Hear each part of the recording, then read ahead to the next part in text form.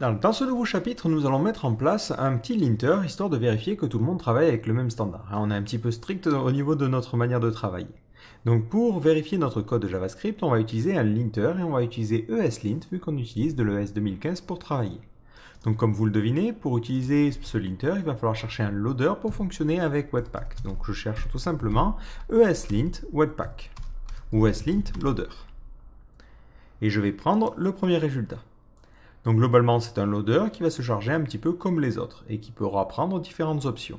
Donc je commence par l'installer au sein de mon projet. Donc je fais un coup de npm install-safedev ESLint loader et ensuite je vais aller le charger. Donc au niveau de ma configuration, je vais rajouter une ligne supplémentaire au niveau de mon webpack.config.js et je vais lui dire, je vais rajouter mon linter. Alors ce linter, je peux le rajouter à la suite du Babel loader, ou ce que je peux faire, c'est créer une nouvelle règle. Le problème, c'est que j'ai besoin de m'assurer que ce linter ESLint est bien lancé avant le Babel loader. Donc ce que je peux faire, c'est rajouter une clé. D'abord, je vais mettre ici ESLint loader, et je peux rajouter une clé enforce. Alors si je regarde au niveau de la documentation, enforce va me permettre de forcer à faire fonctionner ce loader avant les autres. Donc je peux mettre post, inline, normal ou prêt. Moi, dans mon cas, je vais mettre prêt. Donc du coup, ici, je mets enforce de point prêt. Si maintenant j'essaie de réexécuter mon npm run dev, automatiquement, ce linter va permettre de vérifier mon code. Et pour l'instant, il râle parce qu'il ne trouve pas des règles. Donc on a juste installé pour le moment le linter, mais il va falloir définir les différentes règles que l'on souhaite utiliser. Et là, dans ce cas-là, il faut se rendre sur la documentation liée à ESLint. C'est plus propre à Webpack, mais là, ça vient carrément du linter. Donc, il y a pas mal de configurations qu'il est disponible d'utiliser. Vous avez un petit tutoriel qui vous explique un petit peu comment ça fonctionne. Et ce qu'il va falloir faire, c'est créer un fichier de configuration.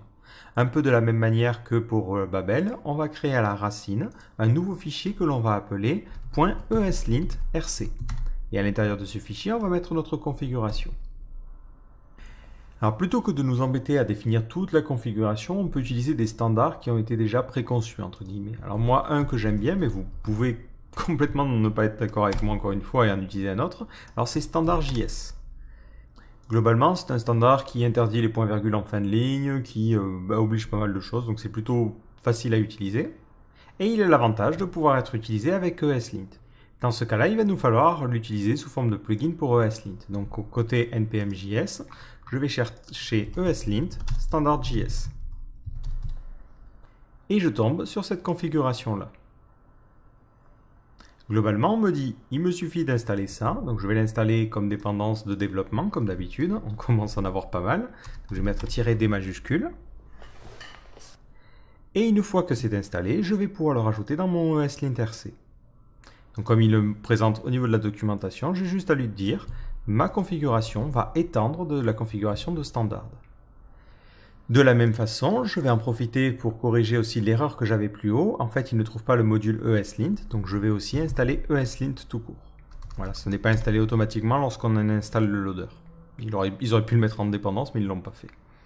Maintenant que c'est installé, je retente un coup de npm run dev.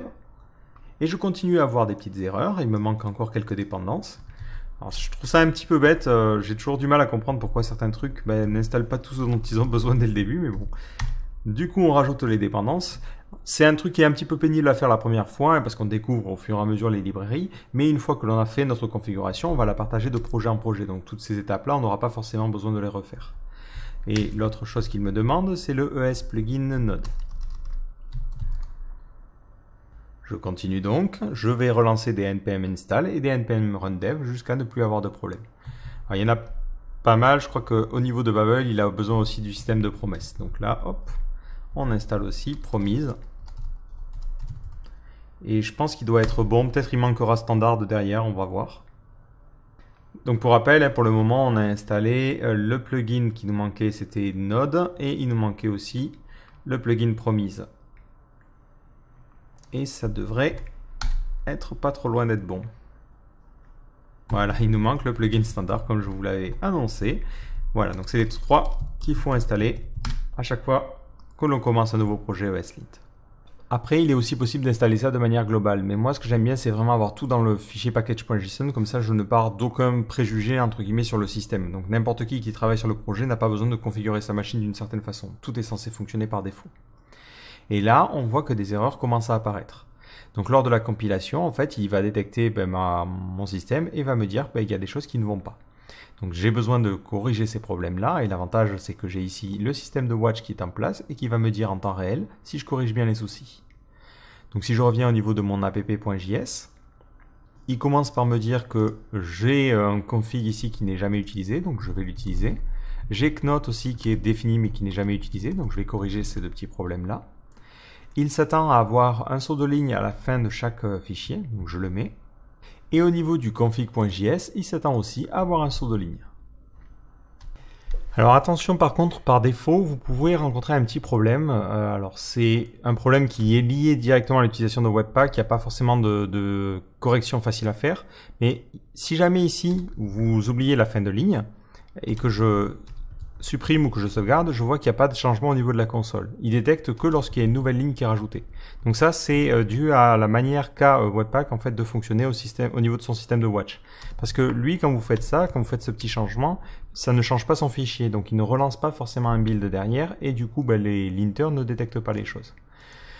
Donc faites attention à ce petit bug là. Après, quand on utilise le serveur de développement, sous certaines conditions ça ne le fait pas, donc je ne saurais pas vous dire exactement d'où ça vient, mais si jamais vous voyez que votre système n'enlève pas les erreurs alors que vous avez corrigé le problème, vous faites une ligne quelque part, vous l'enlevez et au moins ça permettra de recompiler.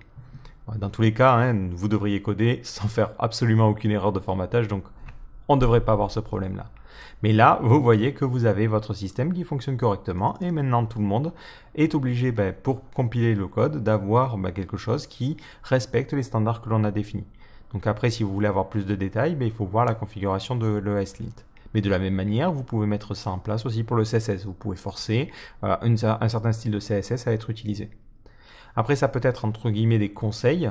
Dans ce cas-là, ce que vous pouvez faire, c'est mettre le système en mode warning. C'est-à-dire que ça n'empêchera pas la compilation et ça vous affichera un warning. Moi, dans mon cas, je veux vraiment que ça coupe.